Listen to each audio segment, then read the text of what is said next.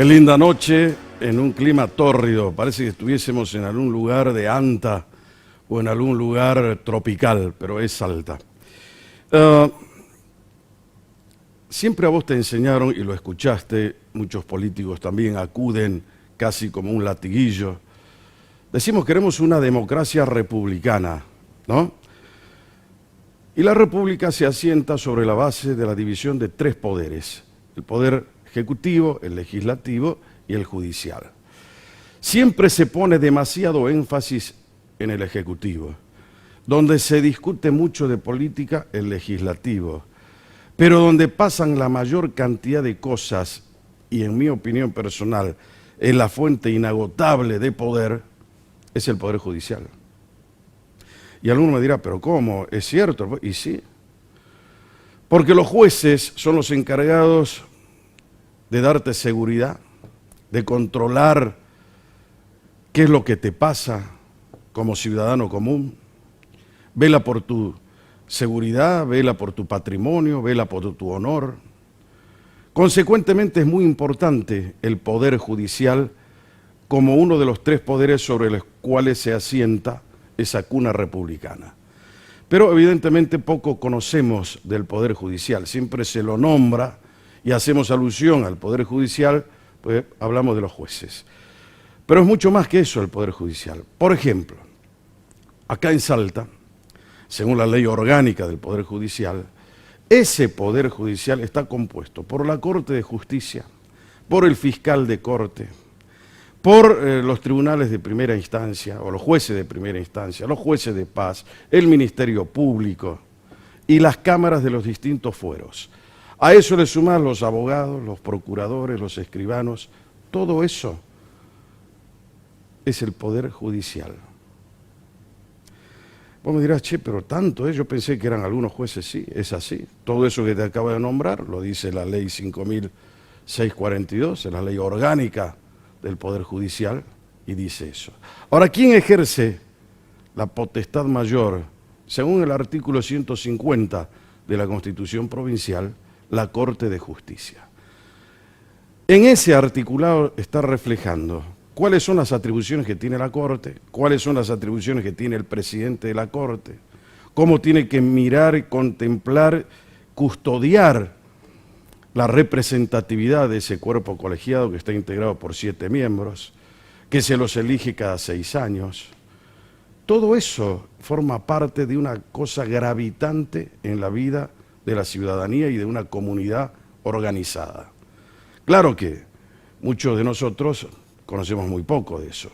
Por eso, la idea de hoy en La Huella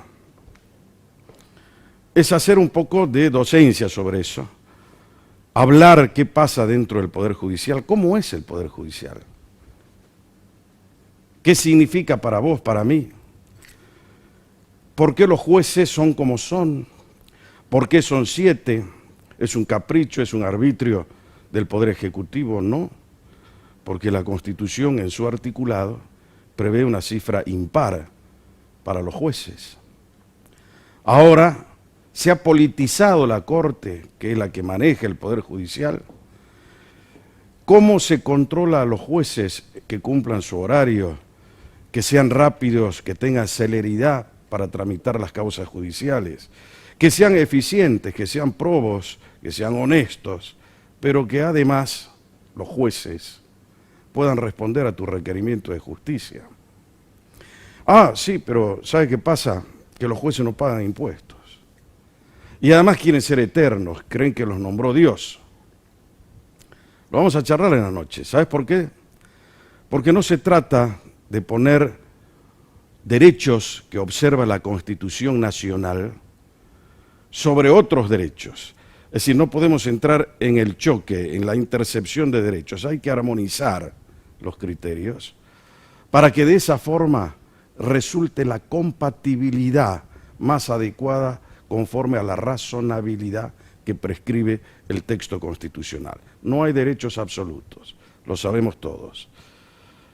Pero para explicar, vamos a apelar a un hombre que, además de ser el presidente de la Corte, es un doctrinario, es un jurisconsulto, es un hombre que ejerce la docencia y es un hombre que va a compartir con vos y conmigo esta noche. Es la propuesta de Brújula para hoy. Política para no dormir.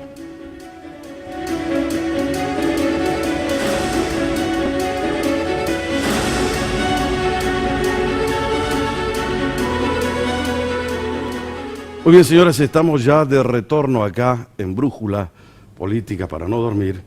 Y como te había dicho hace un rato en la presentación, me acompaña el doctor Guillermo Catalano, que es el presidente de la Corte de Justicia de Salta. Guillermo, ¿cómo estás? Muy bien. Bueno, me encanta que estés conmigo acá esta noche. ¿Viste mi brújula, no? La vi. Seguí orientado hacia la verdad. Hacia la verdad, uno de los grandes fines del proceso. Así es, claro, lógico. Bueno, la gente tiene que conocer un poco a los jueces. Vos sos cabeza de un poder, y es un poder absolutamente importante. ¿Te acordás cuando te iniciaste en la carrera de Derecho? ¿Por qué decidiste ser abogado? Y sí, fue después de hacer el servicio militar, una cosa muy antigua. Ajá. Mi familia, mi padre y mi tío eran abogados, ambos fueron jueces, fiscales. Hicieron sobre todo mi viejo, una extensa carrera judicial. Bueno, desde chico vi expedientes en mi casa, porque él era en esa época camarista penal, entonces me llamó la atención. Obviamente empecé a estudiar, y estudié acá en la Universidad Católica porque le pregunté a él si me iba a Córdoba, como había hecho en su momento, y me dijo, te vas a complicar al vicio, dice, para querer ir y volver. Bueno, acá son los mismos profesores, es la misma corriente doctrinaria que es la mediterránea, Salta la sigue mucho, así que empecé Derecho. ¿Y hoy te arrepentís de haber hecho esa carrera o al contrario encontraste cada vez más legitimación en lo que significa tu vocación? No, nunca me arrepentí. Lo que sí, nuestra carrera, porque las ciencias jurídicas son dinámicas, va evolucionando. Uno tiene que estudiar permanentemente. No solo un expediente, sino también la nueva legislación, doctrinas que parten de una misma norma, pero que van interpretándola de otra manera. El derecho tiene una apertura muy grande, pero también tiene... Y vos fijate, ¿no? Se modernizó el derecho, sustituimos el famoso Código de Vélez Sarsfield por un código moderno que empezó a regir en agosto del año 2015, ¿no? Porque, bueno, tiene que ir acompañando en ese mutatis mutandi el cambio de la sociedad. Sí, no solo el Código Civil, sino que es un código de derecho privado, comprende el viejo... Civil y comercial. Civil y comercial. Es decir, que cambiamos aproximadamente en número, 6.000 artículos por 2.700. Fíjese. Fíjate vos la diferencia, ¿no? Ahora, en eso está contemplado figuras que antes no existían. Por ejemplo, me acuerdo cuando nadie se podía divorciar acá en la Argentina, ¿no? Entonces, nació el divorcio vincular como figura, y está receptado ahora el famoso divorcio exprés en este nuevo código. Sí, ¿Cómo se ha ido modernizando el proceso? El divorcio, ¿no? fue producto, hubo un pequeño tiempo que rigió, 54-55, pero luego fue reimplantado en 1987. Claro. Lo que sucede, como bien decís, es que ahora hay un modo mucho más rápido. O sea, uno expresa de mutuo acuerdo que en realidad la convivencia no es posible, que están arrepentidos, no interesa, sin causa. Y directamente se realiza el divorcio y la separación. Que como es una sociedad conyugal, trae consigo la liquidación. Pero también se acepta, algo que es novedoso, que uno pueda pactar antes de contraer el matrimonio qué hacer con los bienes. Vos sabés que un día hablando con Elena Hayton de Nolasco, que tuvo mucho que ver con ese código, decía, la idea es mostrar que la ciencia jurídica está para hacer un aporte a la sociedad y está siguiendo paralelamente el paso de cambio de la sociedad, porque todo el mundo sabe, como decía Heráclito, que lo único permanente es el cambio. Entonces, el derecho es así, mutatis mutandis, va cambiando, se va adaptando a realidades nuevas y eso es lo que le pasa a la ley, ¿no? Exacto, porque es una ciencia cultural que es producto de la evolución humana también. Por cierto, perfectible, el ser humano no es perfecto, trata de alcanzar, pero nunca lo va a lograr, no es ni Dios ni un semidios, pero el derecho va evolucionando tratando de actualizarse y por sobre todo de hacer normas más realistas. Ahora, Guillermo, ¿hace cuánto vos ejerciste en algún momento la profesión liberal de abogado? Sí, como 20 años. 20 años. ¿Y hace cuánto que estás en la judicatura? 12. 12. 12 ahora. Lo que pasa es que tuve 2 años antes, 88, 89, trabajé de secretario en un juego penal. Ajá. Y bueno, por esas cosas de la vida renuncié. Ajá. Y me fui a la profesión. Y después de 20 años volví a la justicia. ¿Extrañas tu vida de profesional independiente o te gusta más la judicatura? Son dos cosas distintas, Claro, pero uno extraña de dónde se fue. Claro. Por algo está el arraigo, o sea, Ajá. si te pasa hasta cuando te vas de vacaciones. Si vas muchos días, vos querés volver a tu casa, ver tus amigos, estar en tu ciudad. Pasa. Al principio sí, se extrañaba más, porque es distinto. No quiere decir que sea todo del otro lado del mostrador una frase, digamos, que explique, pero es totalmente distinto. ¿Sabes por qué te pregunto? Porque hay algunos abogados que son litigantes y dicen a veces los jueces no saben lo duro que es litigar. Exacto. Porque nunca litigaron, están detrás de un escritorio, cómodos, cobran su sueldo. En cambio el abogado litigante que está sometido primero a la presión de conseguir un cliente, después tienen que ver, no ganan una remuneración mensual. Vos viste cómo es la justicia, por ahí le regula en un año lo que ganaron en 10, es bastante complicado. Ahí te hago una aclaración. A ver. Una nueva ley, eso Sí. es materia provincial, una nueva ley de aranceles vino a solucionar este problema. Estableció un IUS, que es un 1% de lo que cobra un juez de primera instancia, entonces hay una tabla y aparece como mucho más justo.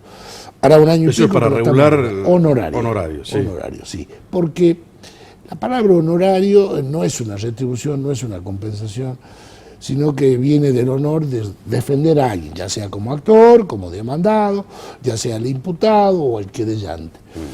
Entonces, hace poco tiempo que tenemos, relativamente poco, es más de un año, ¿no?, una nueva ley que soluciona esa cuestión. O sea, tenemos una mínima, y bueno, y después, como siempre, hay una escala, y también, lo más importante, el porcentaje. ¿Cómo llegaste a la corte? ¿Te acordás? Sí, en el año 2007 llegué a la corte. Llegué a la corte porque había una vacante, me propusieron. Yo en principio dije, bueno, lo voy a pensar. No me dieron mucho tiempo, lo terminé. No había un procedimiento como hay ahora de postulación pública. Dije que sí. ¿Quién te hizo postular? ¿Qué gobernador? Era gobernador Romero. Carlos Romero, pero el que realmente... Estaba terminando el mandato. Exactamente. El que me hizo la postulación fue el vice Walter Wasser. Ajá. Él es el que habló conmigo, él me dijo, él ya sabía que yo había estado años en la justicia, nunca pensé en volver, pero bueno. Pero ahora que sos juez, ya durante tanto tiempo, vos decís, ¿cómo funciona el Poder Judicial? Te hiciste esa pregunta, pero retrospectivamente, ¿por qué te pregunto eso? Porque no hay credibilidad en la justicia. Y ¿sabes qué? Un día charlando con el doctor Petracchi, cuando era presidente de la Suprema Corte de Justicia, había salido una encuesta que era sumamente curiosa. El 95% de los abogados no confiaba en la justicia.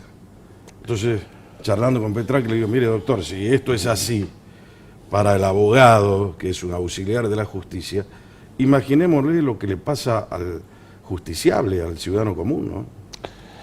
La primera cuestión es que... ¿Hay un diagnóstico sobre eso? Sí. A ver. Sí. Se hacen un montón de cosas. Una de ellas son encuestas de satisfacción. Se hicieron años atrás, encargamos a un equipo de la Universidad Nacional de Salta y marcó. Pero la encuesta no es solo de una persona, tenemos que hablar del justiciable, Claro. en su condición, de la víctima en su condición, del letrado, y de ese señor que concurre a la justicia como testigo. También hay que preguntar.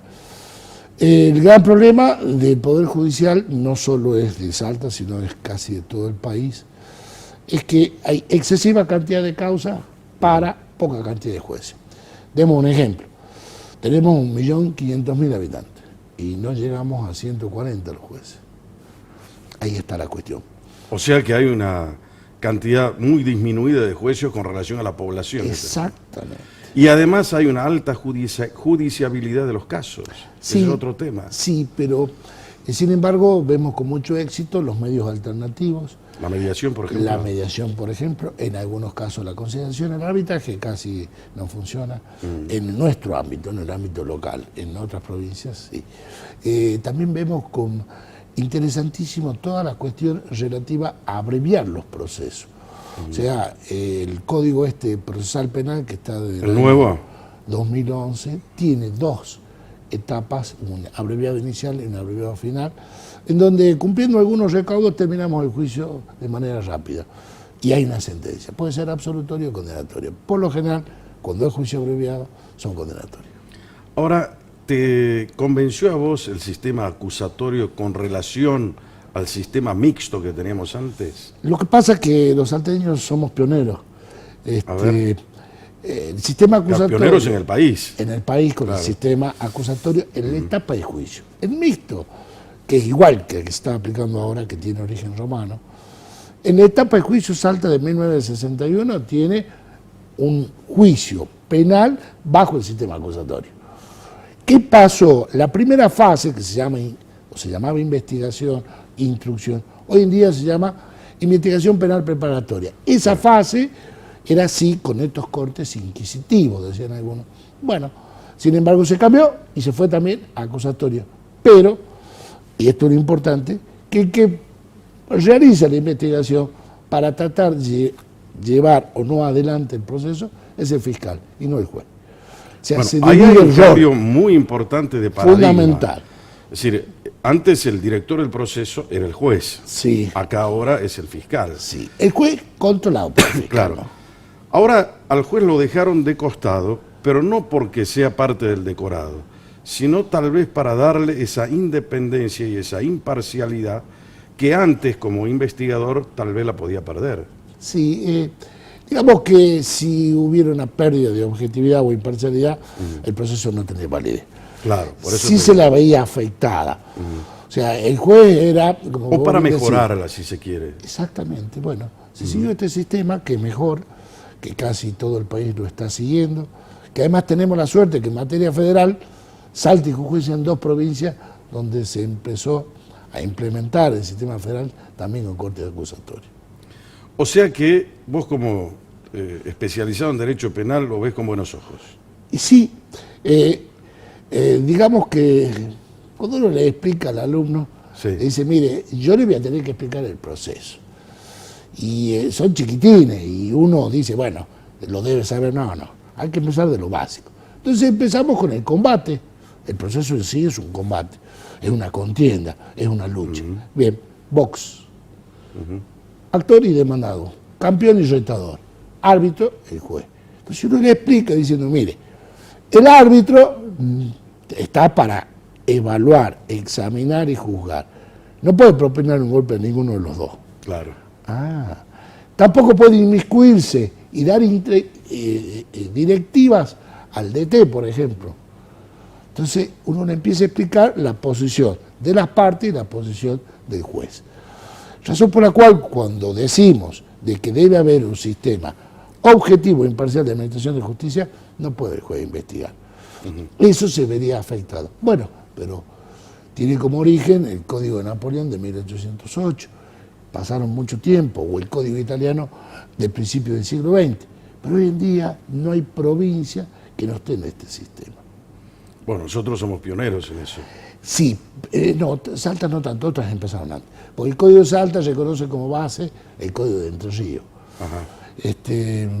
Pero lo interesante es que ya después de tanto proceso penal nos dimos cuenta que debe ser el acusador público, es decir, un fiscal, el que lleva adelante la acusación, y no el juez. ¿Y el juicio por jurados populares? Ustedes trabajaron mucho con ese tema. Trabajamos a tal punto que sabemos que hay varios proyectos en la legislatura, uno intervenimos nosotros, es complejo, pero solamente para un tipo de delito, es decir, cuando la prisión sea perpetua. Trabaja bajo la dirección de un juez, pero jurados populares que se deben seleccionar. Estuve en Mendoza viendo un juicio íntegramente. Mendoza, Córdoba, Santa Fe, también la provincia de Buenos Aires. También. En Córdoba es distinto, en Córdoba se llama guastavino, ¿no? Sí. Es mixto, quiere decir 3 jueces técnicos y 2 populares. El de Mendoza no, es jurado popular plenamente. Sí sabemos que está una ley, ojalá el año que viene se pueda conversar, porque es interesantísimo que el soberano, que en definitiva es el pueblo, imparta también justicia. Ahora, Guillermo, tratando ya el tema intrínseco del Poder Judicial, este Poder Judicial que maneja la Corte tiene su propio presupuesto. Tengo entendido que el presupuesto en ejecución de este año 2019 ronda casi los 3.000 millones de pesos. No, hay que hacer una aclaración. A ver. El presupuesto de este año 2019 fue efectuado a noviembre de 2018. 18, como siempre. Estaba estipulado en 2.900 millones, casi 3.000, como bien decís. La ejecución ronda los 3.500. O sea, hay una ampliación. Exactamente. Claro, bueno, es normal por el proceso inflacionario también. Salta, no escapa, y el Poder Judicial tampoco. A todos, a todos. ¿Cómo están con eso? Esa era la pregunta. A diferencia de otras partes de la Argentina, en Salta la Corte es la que maneja sus propios recursos, pero no es por un capricho del presidente de la Corte, es un mandato constitucional. Cuidado, ¿no? ¿Cómo no? ¿No hace usted su propio presupuesto? Estas son nuestras obligaciones. Esta es nuestra erogación. No, lo proponemos. Claro. Luego es lo que dice la Constitución, además. Confeccionamos en el sentido de proponer al Poder Ejecutivo para que remita a la legislatura. Pero el presupuesto sigue el trámite de una aprobación de ley. Que interesante la naturaleza jurídica. Exactamente. Claro. Nosotros hemos propuesto, teniendo en cuenta la ejecución presupuestaria, teniendo en cuenta lo estipulado para el año que viene, sostiene el Poder Ejecutivo Nacional en el presupuesto que mandó, que está siendo revisado, un 34%. Escucha bien lo que está diciendo el doctor Catanaro y te voy a decir por qué le estoy preguntando eso. Y después también tenemos que cumplir con la ley. Hay un montón de leyes que crean tribunales que todavía por ese tirano llamado economía y recursos no se implementaron. Y este año hemos puesto todo lo que está pendiente. Si uno ve y compara los 3.500 millones más la inflación más la creación, es justo lo que propone el Poder Judicial. Propone el Poder Judicial. O sea, no es que los señores dijeron, bueno, este es mi presupuesto, esto es lo que yo voy a manejar. Proponen, va a la legislatura provincial y lo tiene que aprobar. De allí viene lo que te decía a modo de presentación hace un rato, que es la intangibilidad de las remuneraciones de los jueces. Suponte vos que los señores de la legislatura, diputados y senadores, digan, no, a ver, vamos a mandar menos a los señores, a los jueces. Bueno, no se están portando demasiado bien, no se están trayendo algún tipo de complicación. ¿Qué hacen los jueces que no tienen la pasión por el lucro, porque viven de sus sueldos? De ahí nace ese imperativo constitucional de la famosa intangibilidad de las remuneraciones de los jueces. Tienen prohibido cualquier otro tipo de actividad. Porque no pueden hacer nada. Salvo la Bueno, por ejemplo, no podés ejercer tu profesión liberal de abogado. No, y el comercio menos. De comercio tampoco. Tener una empresa. Claro. Ni menos participar en una sociedad. Eso es cierto, pero la intangibilidad no solo es para los jueces. La Constitución Nacional también la establece para los ministros de la Nación. Claro.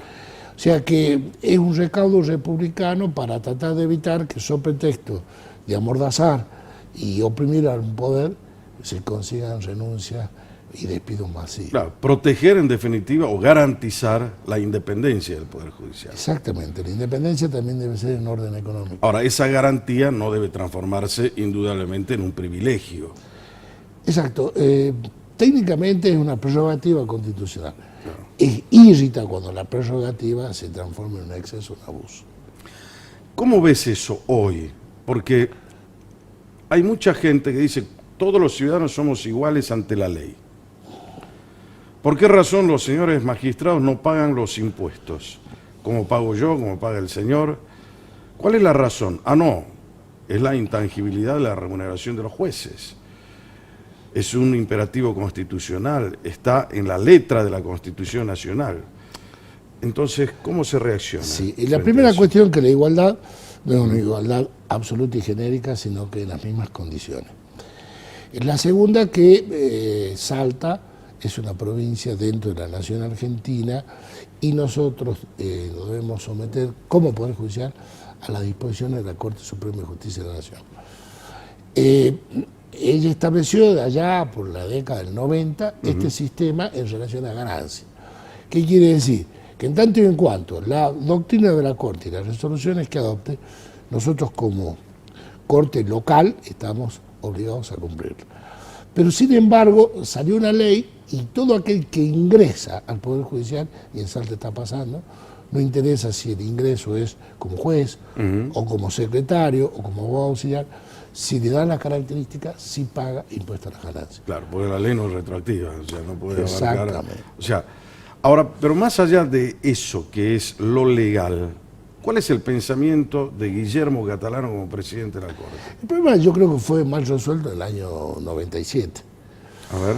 ¿Por qué? Porque si tenemos dos grandes derechos, una facultad y una atribución, de la intangibilidad y el impuesto a la ganancia, acuérdense que en materia tributaria es la igualdad de la contribución, tenían que haber hecho eso en el año 97, pero no nacer con el problema 22 años después. O sea, hace 22 años que venimos con esa cuestión. Fue así, este gobierno nacional trató e impuso una ley para que todos los nuevos empiecen a pagar. Todavía no se reglamentó y las cortes locales, se reúne un organismo federal que se llama Junta Federal de Cortes, allí se trató la cuestión y Salta adoptó la postura sugerida por esa Junta Federal y están pagando sobre la base establecida. Pero es injusto que paguen aquellos jueces que ya estaban en el Poder Judicial.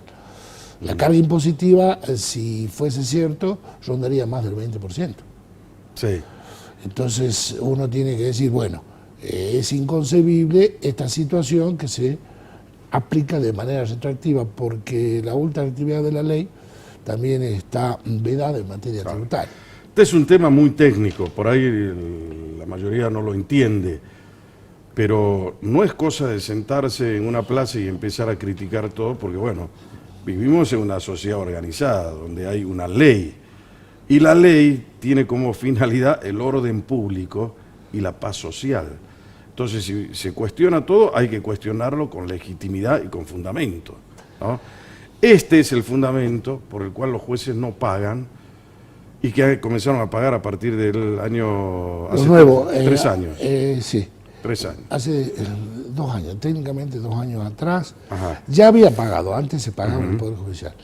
Empezaron a pagar los jueces nuevos, que hay un montón de jueces que nunca estuvieron ni en la justicia ni en el Ministerio Público. Bueno, algún camarista laboral, algún juez que esté en el interior, otro acá. Bueno, obviemos los nombres, pero pagan. Pero no importa, lo que quiero reflejarle es todas esas dudas que tiene la gente que nos está mirando. Dice, ¿por qué no hay equidad? Porque lo que se persigue aquí no es la justicia, es la equidad. Y la equidad subsume a la justicia, a la igualdad y da como resultado la equidad. Entonces, ¿somos equitativos? Y sí, esa es la pretensión que tiene la justicia. Ahora, para eso, esto que es la intangibilidad de la remuneración de los jueces, no puede ir y chocar o convertirse de una garantía en un privilegio, porque entonces estaríamos abandonando la igualdad ante la ley y estaríamos erosionando la equidad. Es un tema muy importante. Por eso te digo, a veces cuesta comprenderlo, pero en la medida en que se lo comprenda vamos a encontrar la razón de lo que estamos intentando explicar. Vamos a una pequeña corte. Estamos con el doctor Guillermo Catalano, que es el presidente de la Corte de Justicia de Salta. Ya vuelvo en un minuto, dale.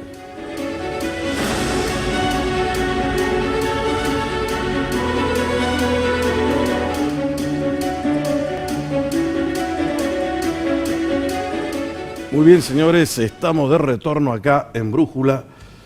Y si te enganchás recién, Guillermo Catalano, abogado, presidente de la Corte de Justicia de Salta, compartiendo la noche con vos y conmigo.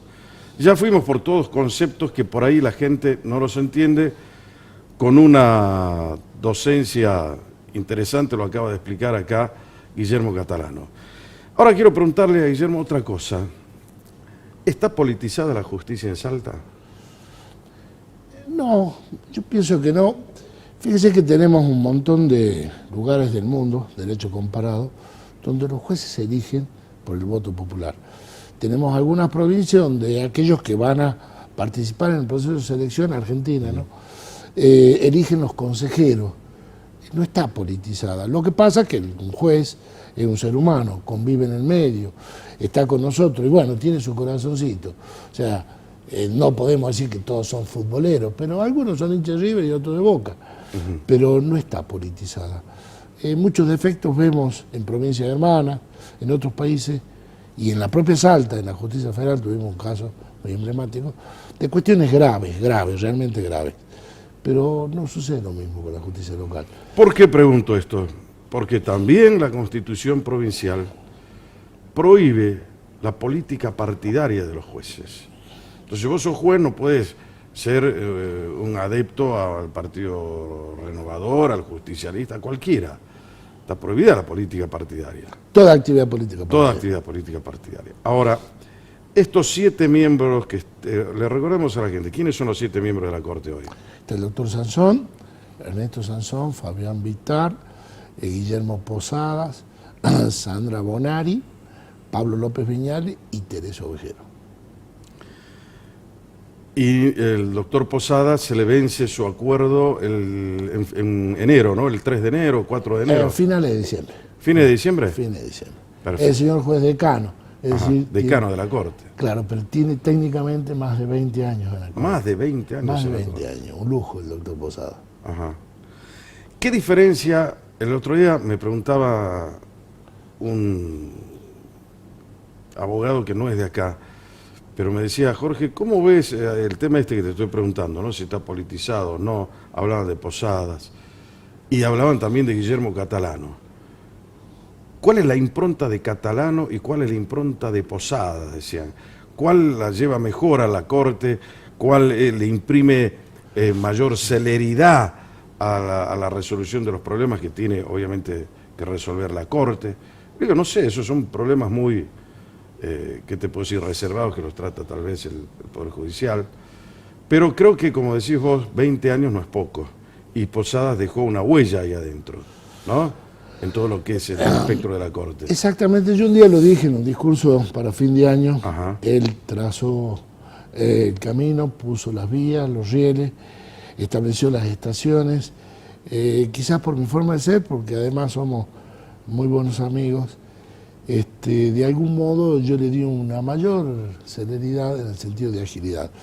Pero el Poder Judicial, como se basa fundamentalmente en la tradición que se traduce en seguridad jurídica y legalidad, no puede hacer giros bruscos.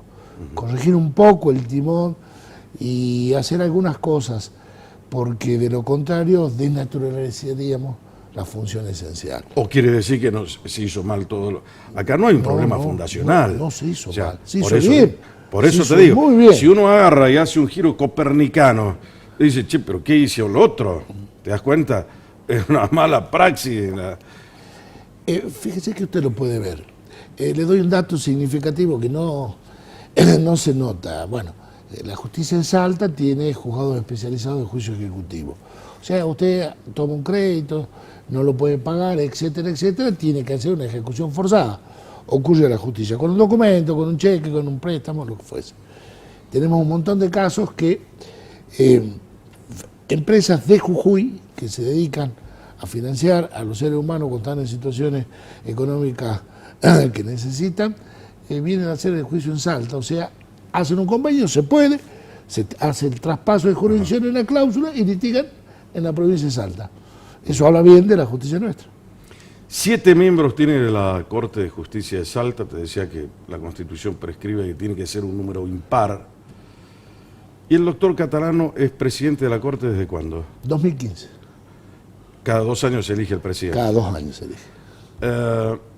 ¿Le molestó, le dolió que, por ejemplo, el FOSIS, que es ese foro de observación de calidad institucional de Salta, cuestionara la legalidad de su nombramiento juntamente con el de Sansón? Mire, uno en la vida... ¿Te enteraste de eso? Me sí, imagino, sí, porque hablaron públicamente. Hicieron una presentación por escrito, claro. La contesté. Uno en la vida tiene derecho a opinar. Ahora, que su opinión sea la verdad o no, eso es otro cantar. No nos tenemos que asustar de las opiniones, hay que ver si son ciertas o no. La opinión, en definitiva, o la presentación que hicieron, la contesté. Es de dominio público, tanto la presentación como mi respuesta, creo que está en la página oficial del Ministerio de Justicia, Gobierno de Justicia, perdón. Pero no me molestó. Pero tenían razón en la objeción que ellos plantean, es decir, fue mal nombrado Catalano y Samson, decían, primero porque no había una vacante, y se los nombra a ellos antes de que se produzca la vacante. Y hay un decreto del año 2008, el cual es acá en Salta, que para nombrar un juez de la Corte, primero tiene que producirse la vacante, luego se lo nombra. Acordate que un juez de la Corte lo propone el Poder Ejecutivo y va con acuerdo del Senado. Y después tiene que haber las publicaciones que se tienen que hacer en los medios gráficos, diarios del lugar y demás, para que la gente sepa y pueda impugnar o adherir a la propuesta. Sí, pero esa información es parcial. ¿Por qué parcial? Primero, no se tuvo en cuenta los antecedentes 2013-2012. ¿Qué significa eso? Que ya hubo casos, el mío particularmente, a mí se me venció en 2013, que antes del vencimiento el gobernador hizo el procedimiento de renovación. Y segundo, lo dije, está escrito, hay 2 decretos que establecen eso. Lo que sucede es que al adoptar como fuente al decreto nacional, ¿por qué era fuente? El decreto del 2008 del procedimiento público de postulación de jueces de corte, la fuente es un decreto nacional. La diferencia es que allá duran de manera vitalicia, por eso hablo de vacante. Acá, como las renovaciones cada 6 años, cambia. Entonces, primera cuestión, los precedentes. La segunda, la más importante, los otros decretos que también rigen. Entonces, si usted toma el derecho y dice, el derecho es este pedacito, no. El derecho es algo orgánico, sistemático, y es un ordenamiento. Se tomó parcialmente eso y con eso se hizo la verdad. O se trató de postular una verdad que no es cierta. ¿Hace usted política partidaria? No, nunca. Porque era otra de las cuestiones. Dice, Nunca fui candidato, ¿no? Sí fui apoderado, ejercí mi profesión, no está prohibido, así como ejercí mi profesión en juicio común, en juicio ordinario, en materia penal, en materia civil, también fui apoderado de un partido. Bueno, pero eso no forma parte de las incompatibilidades que tiene para ser ministro de la Corte. No, es más, el cargo, yo lo dije la otra vez, porque los chicos de la facultad le preguntan, dice, doctor, dice, ¿cómo maneja tanto las leyes electorales? Dice, mire, porque si uno lo ejercita ese derecho, que es tan grande como el derecho penal, se da cuenta que tiene su arista, tiene sus bemoles, tiene sus cosas especiales, sus principios propios. Bueno, uno aprende quizás también sobre la marcha, sobre la nueva legislación. La legislación electoral es apasionante y eso no es un impedimento. También lo escribí. Así como usted me lo dice, lo escribí. O sea que lo que dijo el Fossis es simplemente una opinión relativa. Y sí, es más o menos como diga, mire, Catalano no puede ser el juez de la Corte porque es canoso. Claro. Digo, bueno, independientemente que me esté discriminando, diré yo, bueno, déjenlo en eso, muchachos, que en realidad ni va ni viene la cuestión, ¿no? Ya fue. ¿Sabe por qué? Porque la idea es que cada vez vamos puliendo nuestras instituciones. Que las instituciones cada vez se perfeccionen, que sean más transparentes, que sean más republicanas. De ese modo vamos a obtener una mejor calidad de justicia. Entonces, yo por ejemplo le presto mucha atención al tema judicial, porque me parece que es una cuestión de vital importancia, lo dije en la presentación hace un rato. De los jueces depende el honor, la vida, la seguridad de las personas, nuestro patrimonio, ¿no? Resuelven sobre la vida, la libertad, claro, el patrimonio y el honor. Claro. Así es. Ese es un tema. Son las 4 grandes materias. Grandes materias. El doctor Urtubey lo nombró a usted ahora últimamente, juntamente con Samson. El último que va a vencer su mandato es el doctor Posadas, del que estábamos hablando hace un momento. Usted me dice que es fines de diciembre. No sé si va, no creo que lo vaya a impulsar. Es más, creo que él ya dijo que no va a impulsar a ningún otro juez. ¿Por qué? Porque el día 10 de diciembre hay un cambio de gobierno en Salta. Entonces es muy probable que el próximo gobernador sea el que pueda nombrar el próximo no presidente, ministro de la Corte, ¿no? Que sería juez de corte, técnicamente. El juez de corte, técnicamente. Se habla de que podría ser Rodolfo Urtubey. ¿Te acuerdas que estuvo sentadito acá, Rodolfo Urtubey, y se lo pregunté? Él me dijo, Jorge, mientras mi hermano sea el gobernador de la provincia, jamás voy a ser miembro de la Corte, no voy a ser juez de Corte. Inclusive, ahora que después vino el tema electoral y demás, bueno, salió Gustavo Sáenz, electo gobernador de Salta. Si me impulsa él, seré, y si no... Habrá que esperar qué dice. Habrá que esperar qué dice el gobernador, que ya tenemos gobernador electo, habrá que esperar, jurará. Y en eso, Guillermo, ¿cuál es tu opinión respecto a la inamovilidad de los jueces? La única provincia de la República Argentina donde los jueces de corte se renuevan cada 6 años es Salta. Pero además todos los demás jueces, es decir, los que no son de corte, duran en su cargo mientras mantengan su buena conducta. ¿Qué es lo que dice la Constitución? Exactamente. ¿Cuánto dura el juez en su cargo? Y mientras no, dure su buena conducta. Claro. O hasta que cumplan 75 años. Ese es para la Nacional. En Para Salta Nacional. habla de las condiciones de jubilarse. Claro. Es una fórmula determinable, la otra es una edad precisa. Sin embargo, así fue nuestra Constitución, así se lo estableció desde el año 86, cuando se modificó el sistema, porque antes todo duraba 6 años, con la aclaración que el segundo acuerdo era vitalicio. Una vez que le prestaban el segundo acuerdo era vitalicio, para todos los jueces. Bueno, habrá que esperar si se ve o no el tema en la Constitución, pero hacia la independencia es fundamental la garantía de inamovilidad de los jueces. O sea, ¿qué quiere decir eso? ¿Vos estás de acuerdo con que el juez dure sécula seculorum en su... Exactamente, por algo en la nación argentina es así y en todas las provincias, o sea... Bueno, pero eso no quiere decir que estén bien. No, pero... Yo me acuerdo, le hacía una entrevista a uno de los... ¿Te acuerdas que se reunieron acá? La Asociación de Magistrados y demás. Sí. No me acuerdo cómo se llaman. Bueno. Entonces me dicen, no, acá nosotros venimos a pedir la inamovilidad de los jueces en Salta porque es la única provincia en la Argentina que está funcionando de esta forma. Así es. O sea, si tenemos una república federal donde todas las provincias hermanas tienen que dictar una constitución de acuerdo a la nacional, aparece como contradictorio. Sí. Pero como todo tema es un tema litigioso y dudoso. Hubo un juicio en la nación, la Corte demoró un poquito, después de 10 años se declaró incompetente de tramitarlo. Se lo tramitó 10 años y luego se declaró incompetente, llegó a Salta, pero bueno, es un tema... ¿Es cierto que vos quisiste modificar la Constitución de la provincia de Salta a través de una acordada de la Corte? Decir, bueno, ¿cómo puede ser posible que Catalán no haga eso? Decía la gente. Cuando se planteó una demanda, lo primero que hice, se lo recalqué, me excusé, fue el primero en excusarme. Se planteó una demanda, o sea, es decir, en el año 2007... La Federación Argentina, hacemos un resumen porque es largo de contar, la Federación Argentina de la Magistratura, que representa a todos los jueces del país, dijo Salta está en esta situación, esto es inconstitucional, lo planteó la Corte Suprema. La Corte Suprema tramitó el proceso, 2017, final 2017 dijo, me declaro incompetente, cuando ya se había declarado competente con anterioridad. Bueno, ¿por qué? Porque cambió la composición de la Corte.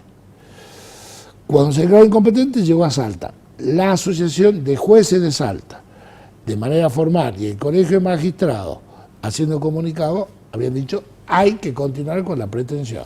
Cuando se planteó la pretensión, empezó, ¿ante quién? La plantearon ante la Corte.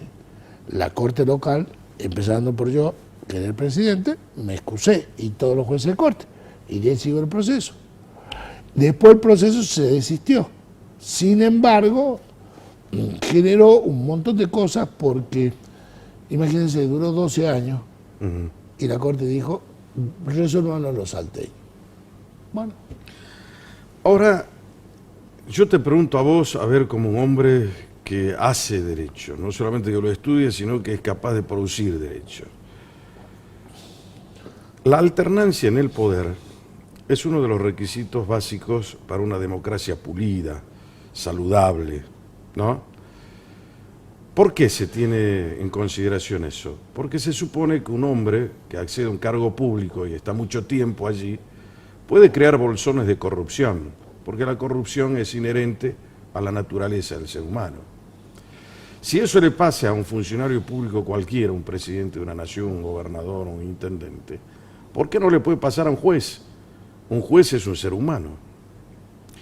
Consecuentemente, alineándonos detrás de ese razonamiento, ¿por qué razón un juez debería durar toda la vida? Independientemente de que ¿Se entiende lo que digo, no? que el ser humano, en las conductas humanas, siempre hay proclive un defecto, un error, una inobservancia, una infracción. Los jueces no escapan de eso. Pero hay sistemas para la remoción, ya sea para el desafuero o para la destitución, como lo hay para el funcionario público. Y eso funciona. O sea que así como tenemos algunas cuestiones que nos distinguen de los demás, también hay otras que agravan nuestra situación. Por ejemplo, yo El juicio político. lo sé contar, no, una cosa menor, Jorge. Ir a lugares de juego de azar. Sí. A mí no me gusta ir al casino, pero para nosotros está prohibido. Sentarse Porque a tomar se un supone café. que es un lugar inapropiado para un juez. Exactamente. Sentarse a tomar un café, y uno se sienta a tomar un café, una ronda, una mesa de amigos, y se tiene que empezar a pensar y fijarse, dice, no vaya a ser que tenga una causa laboral, una causa civil. No va a ser Dentro de ministro. esa rueda de amigos. Dentro de esa rueda de amigos. Y bueno, entonces no Bueno, se es muy puede difícil sentar. también la vida de un magistrado desde ese punto de vista. Sí, Maxi, en esta provincia que está un poco grande, pero nos seguimos conociendo todo. Ajá. Y entonces, ¿cómo es la vida de un magistrado? Y la vida de un Porque si magistrado... yo tengo semejante cantidad de limitaciones, mirá, Guillermo nombraba, no puedo trabajar en otra parte que no sea el Poder Judicial. O sea, no puedo tener una empresa, salvo dar clases, Docencia, único. docencia, pero después no puedo tener una empresa, no puedo trabajar part-time en algún otro lugar, no puedo ser abogado liberal, me tengo que dedicar únicamente a esto. Ya Joaquín B. González y también Quiroga Lavie lo decía, ¿no? El jurista y sobre todo el juez está exento de la pasión del lucro. Así es. Por eso viene la intangibilidad en las remuneraciones de los jueces, Es para uno. garantizarle ese tema. Pero Es ahora, frente a eso, el juez tiene realmente limitaciones importantes en su vida y condicionantes en su vida social. O sea, Sí, aclaremos que, por ejemplo, no es un dato menor, pero la declaración jurada no solo es del juez, sino también de su cónyuge y de los hijos que tengan a cargo. Está bien, va para todos los funcionarios públicos, está dentro del concepto de la ética, pero claro que hay limitaciones. A tal punto que julio de 2016, el Poder Judicial de Salta dio un avance al sacar una acordada del Código de Ética Judicial, o sea, un código de ética para los jueces. Es un instrumento que partimos del Código Iberoamericano de Ética, lo adoptamos y está funcionando y funcionó. A tal punto que uno dice, bueno, la norma se realiza cuando alguien la contradice. Hubo contradicción. Y se hicieron sumarios, se hicieron jury de enjuiciamiento y un montón de cosas más a raíz de ese. mira, un código de ética. Es una cosa 2016. muy importante. ¿Hay algún juez que esté jubilado y que hoy esté trabajando en el Poder Judicial? Sí, hay un sistema especial, hay un sistema A ver. especial. Yo decía al principio que tenemos problemas presupuestarios, o sea, Sí. el problema económico-financiero es de la nación, Salta no escapa. Hay un montón de tribunales que en algún momento se quedaron vacantes porque se demoraba el procedimiento. Hubo precedentes en las cámaras laborales, en algún juzgado laboral, de convocar, nos permite una ley federal, a jueces que se han jubilado, que conservan el estado judicial.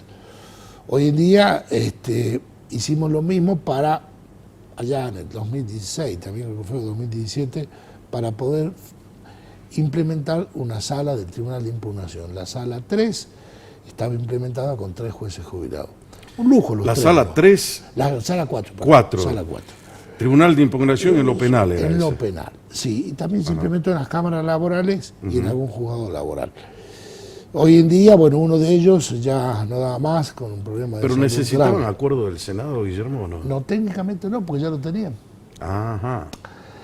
La ley federal nos faculta a establecer esa convocatoria. Ya tenían acuerdo, ya fueron jueces. Es más, se desempeñaron en ese cargo.